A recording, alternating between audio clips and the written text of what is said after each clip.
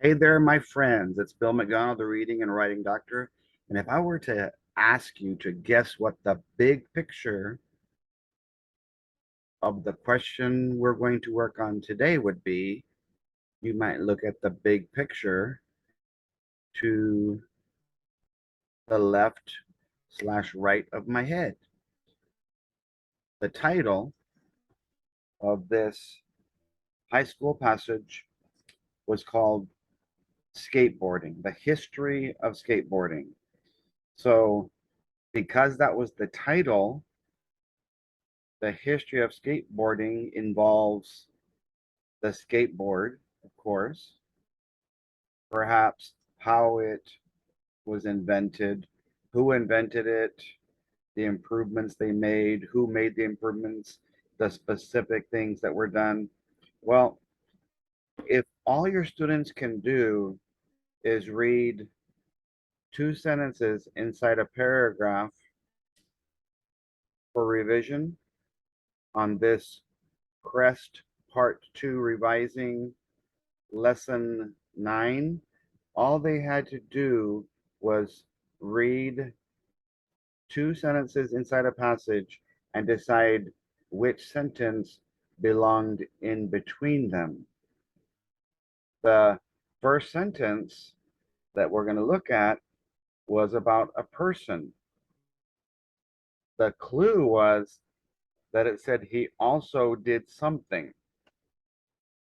Well, if the first sentence is about a person, but they didn't tell us what he did, we're going to have to infer that the sentence that we have to insert is going to be whatever the first thing he did.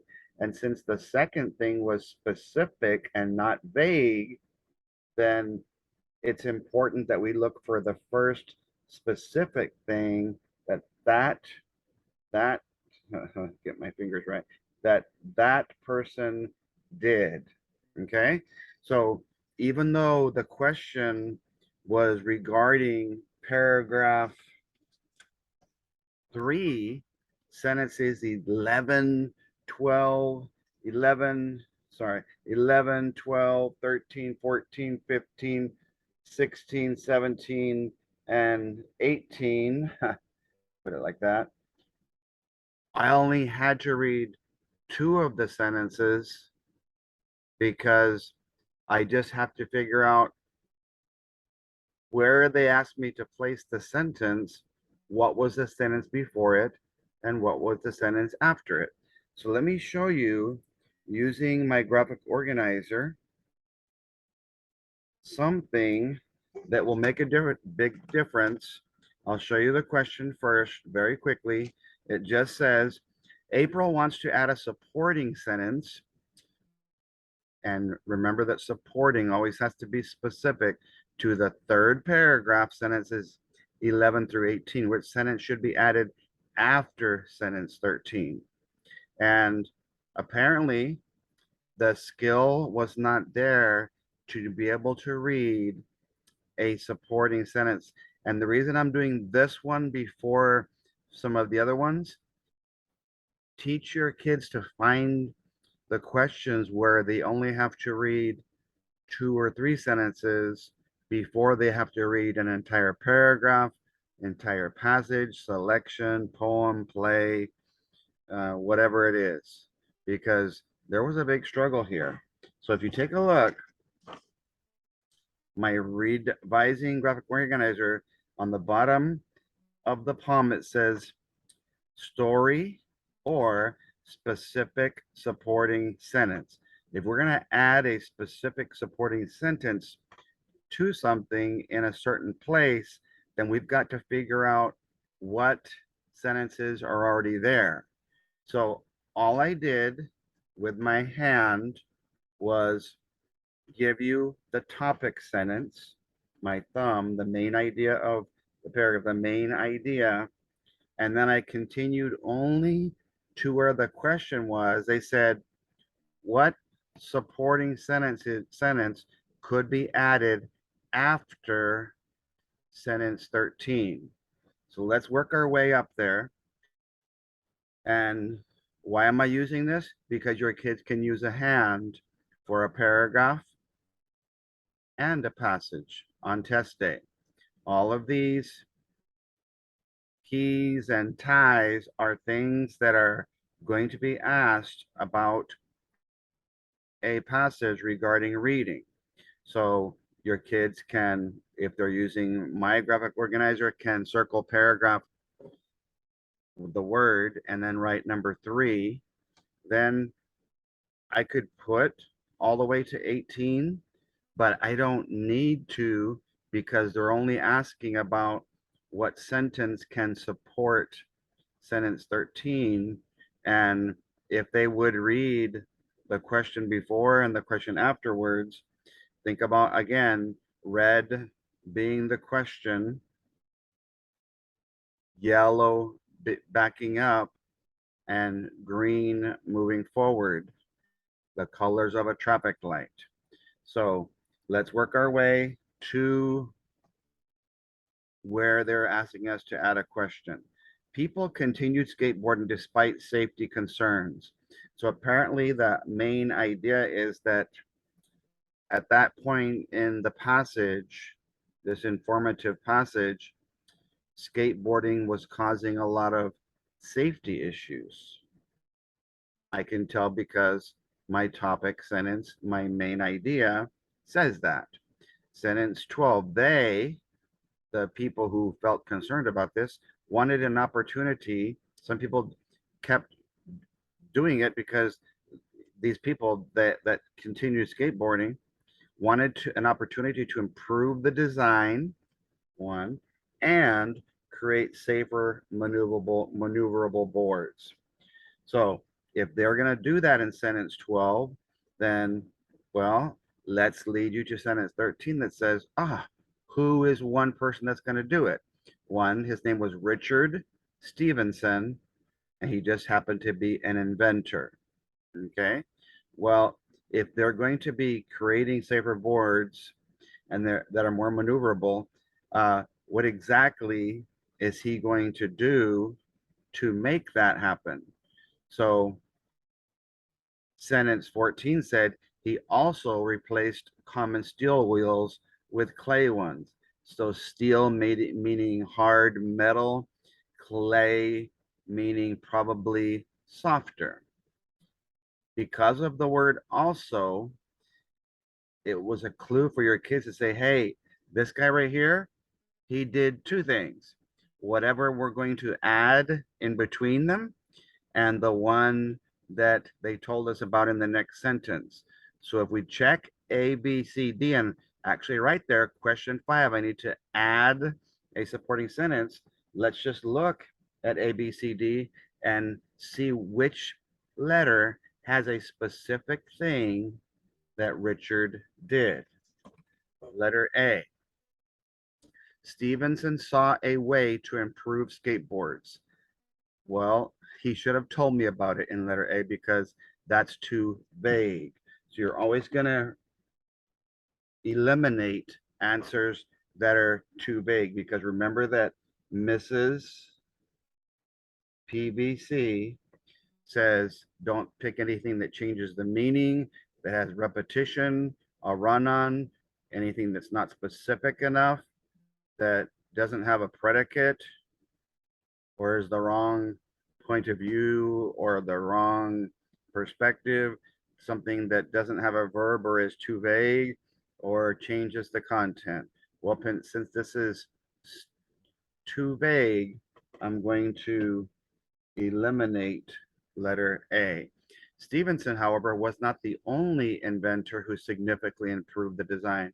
That's cool, but when we look at the next sentence, it said that he already did something else. So don't steer me away from Stevenson if he's the focus, the person that is going to be doing apparently 2 things to help us. So that would steer away from the content that was intended for paragraph 3. Stevenson used his knowledge of shaping surfboards and applied it to shaping surfboards and applied it to shaping skateboards. Okay, so if he is going to actually do something to the skateboard, it's going to be that. His previous knowledge was fixing surfboards. And basically, a skateboard is a mini surfboard, but with wheels. And so he used that knowledge and applied it to skateboards. I could say, that's him doing something specific, changing the shape of skateboards. Let's also look at letter D, and then and let's see if we'll check and see. He also replaced the common steel wheels with clay ones. So if he changed the shape and he changed the wheels, that would be two things. So I'm gonna say maybe letter C, probably not B or A. Letter D. Stevenson witnessed surfers riding skateboards. So if all he is doing is looking at people, since that's not a specific thing that he did, because 14 was something that he did, then I need the one that's inserted in between to also be something that he did. So just watching people do things is not really going to help me. That's too vague and it's not specific to the content that we're talking about. So our letter that I think is the best, by just reading, by just focusing on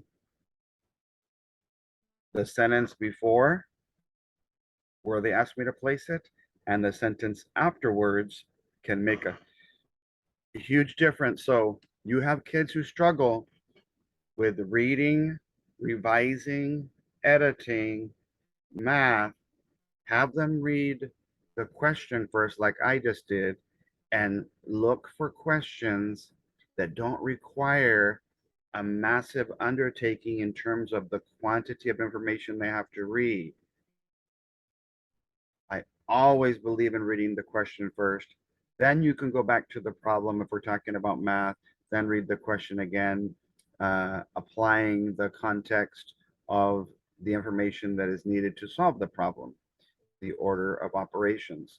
If you're reading the question in reading or social studies, science, then you'll know what you're supposed to be looking for.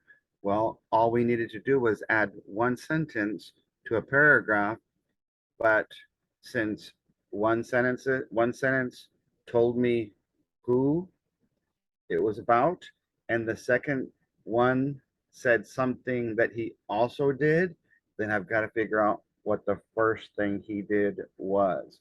So do me a favor and share this video with your teacher friends. That's revising part 2, lesson 9 of the CREST training.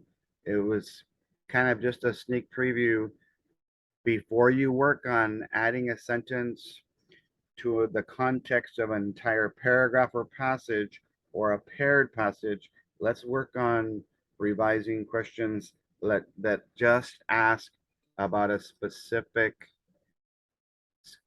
supporting sentence that can add content to a sentence that's already there. Those are the easier ones, and we'll continue to build so that we're able to add a topic sentence main idea for a whole paragraph, a central idea or a focus of a story, a controlling idea, a thesis statement, a position statement. What you might say in a reading would be a summary of an entire passage or a story. Those are the hardest questions that will, if they ask you to add one of those or to remove one that's too vague, those are the last ones that we're going to work on and revising, because it's just too hard for some students to spend an entire hour possibly reading through an entire passage for just one question. when I can do that question that we just did there in probably less than 5 minutes. So like my video on Facebook, like it on my YouTube page, subscribe if you're not already subscribing on my YouTube page. I look forward to hearing from all of you soon.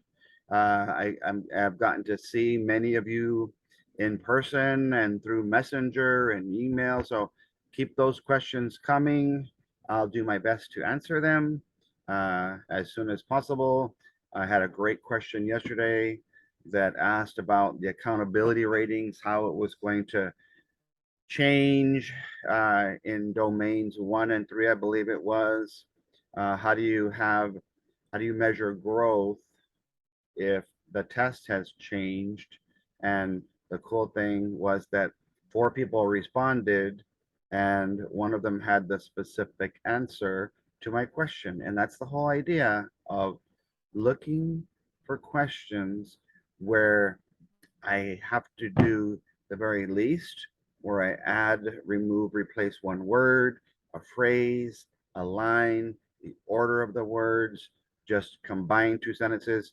All of our revising has been building up what I call the arm ladder to the point where we can eventually add a sentence to a whole paragraph, or a sentence to an entire passage, or a pinky sentence, uh, what I call the dessert that brings the whole meal to an end, or the laces that tie your whole passage together, like the shoes that you put on last after you put on your hat and your shirt, your pants, your jacket, and everything else.